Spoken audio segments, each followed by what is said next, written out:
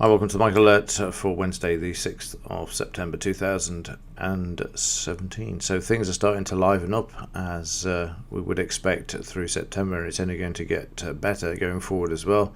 We've got the debt ceiling issue at the end of the month, got all the negotiations up to that point as well. And of course, there's always still the Korean threat as well. And yesterday we saw a lot more volatility. And we'll have a look at that in more detail in just a moment.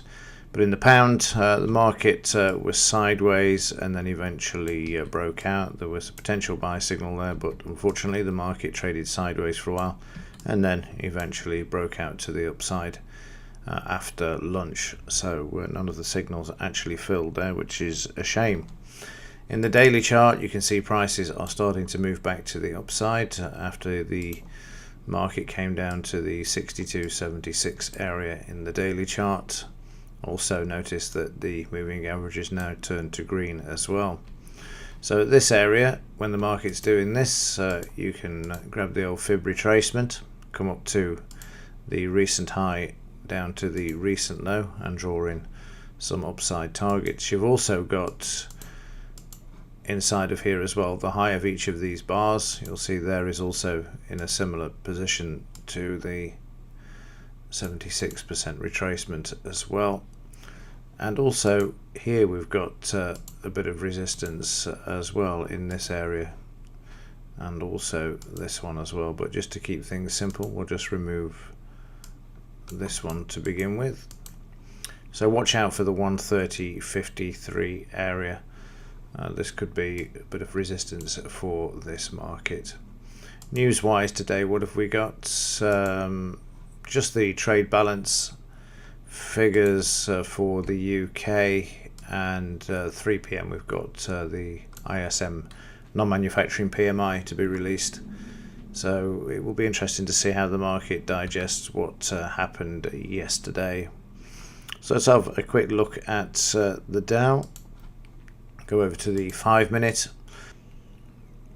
So you're probably wondering why there's no signal in this area for the Dow, and the reason for that is quite simple.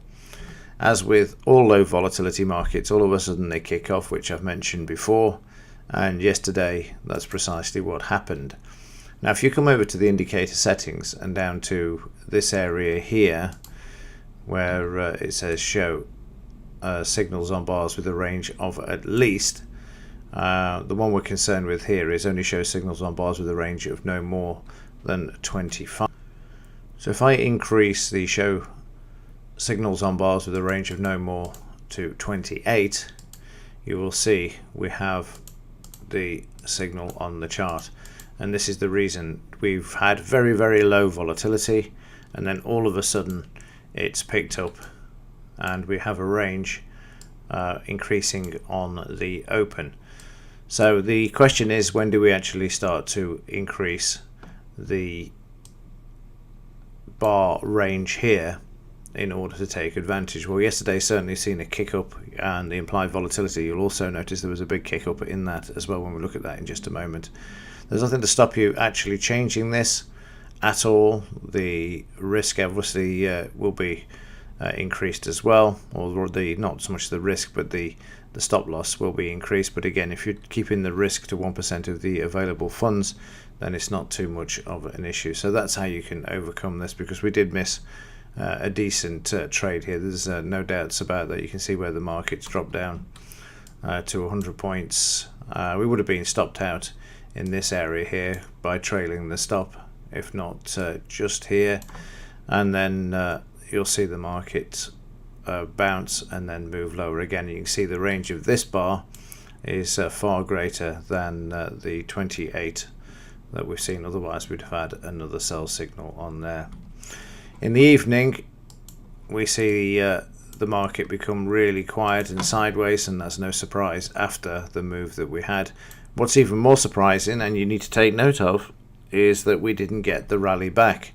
If we look at the daily chart, you can see prices coming off the lows on very high volume, which again indicates some kind of support coming into the market, but no great shakes to actually bring the market back like they've done in any other occasion where you've seen the market dip, they've always tried to buy back in the evening part of the session, and yesterday they didn't.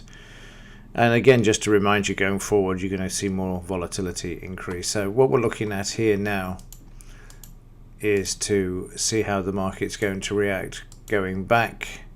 And you can see that the 76% retracement is more or less exactly the same. It is exactly the same as the previous one that we measured in. So we've got a situation here where 21,960 is going to be a major resistance for the Dow moving to the upside.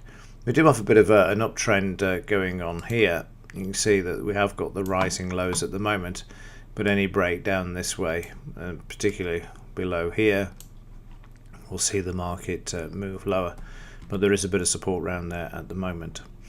Right, before we conclude, let's have a quick look at the implied volatility.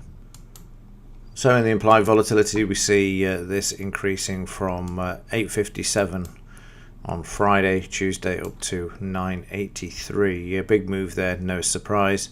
And again, you can see the range now of the volatility is starting to increase. And again, another reason why we should consider looking at increasing the bar range in the software, because it's okay when the market's like this and like this, but as we start to see that volatility increase, we may need to increase the range, or the bar range. So experiment with it and have a look at it. Okay, that will do it for today. Unfortunately, I won't be at the desk at 2:30 today. I've been invited out for a wedding anniversary lunch, so I won't be at the desk until late on this afternoon. So again, just watch the volatility in the first part of the session to give you an indication, and as always, you always get a lot of volatility in the first couple of hours, and that will dictate what the market's likely to do. And then of course, going into the evening, unless something of a geopolitical nature comes out, then things are likely to remain sideways. Right, that's it for this one. As ever, thanks for watching. See you in the next one.